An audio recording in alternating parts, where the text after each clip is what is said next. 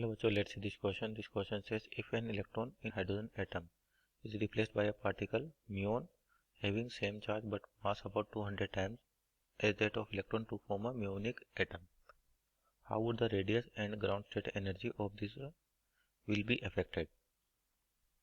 तो देखिए आपके पास बोर एटॉमिक मॉडल के अंदर इलेक्ट्रॉन को रिप्लेस करके क्या कर दिया अपन ने, एक दूसरा पार्टिकल ले लिया जिसका चार्ज तो सेम है इलेक्ट्रॉन जैसे, लेकिन उसका मास 200 गुना है।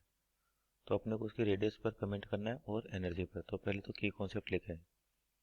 तो सिंपल की कॉन्सेप्ट होगा आपका एनर्जी एंड रेडियस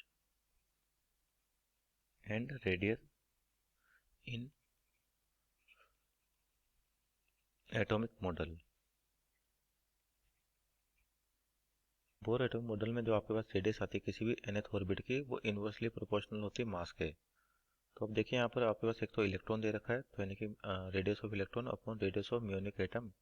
तो ये क्या हो जाएगा, मास ऑफ इनवर्सली प्रोपोर्शनल, तो mass of muonic atom divide by mass of electron.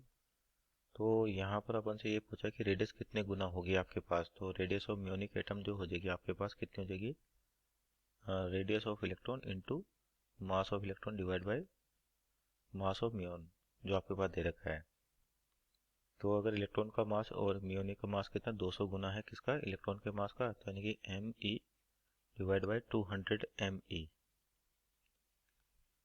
तो जो रेडियस हो जाएगी वो 200 टाइम्स कम हो जाएगी। तो यानी कि जो नई रेडियस आएगी म्यूनिक एटम की, ये इलेक्ट्रॉन की रेडियस का 1/200 होगा। तो ये एक तो ये आंसर हो गया आपके पास। दूसरा पूछा एनर्जी। तो आपके पास जो एनर्जी होती है आपके पास यहाँ पर ग्राउंड स्टेट एनर्जी या टोटल एनर्जी कहीं पर, ये डायरेक्टली प्रोपोर्शनल होती है मास के।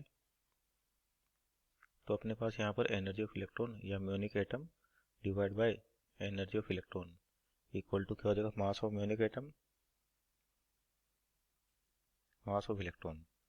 तो आपके पास यहाँ से एनर्जी कितनी हो जाएगी म्यूनिक एटम की ग्राउंड स्टेट में, तो मास ऑफ म्यूनिक एटम 200 गुना है, तो 200 इंटू एनर्जी ऑफ इलेक्ट्रॉन, यानी कि आपके पास जो एनर्जी है 200 गुना हो जाएगी और रेडियस 1/200 कम हो जाएगी। सो दिस और final answer. Hope the should well, best of luck.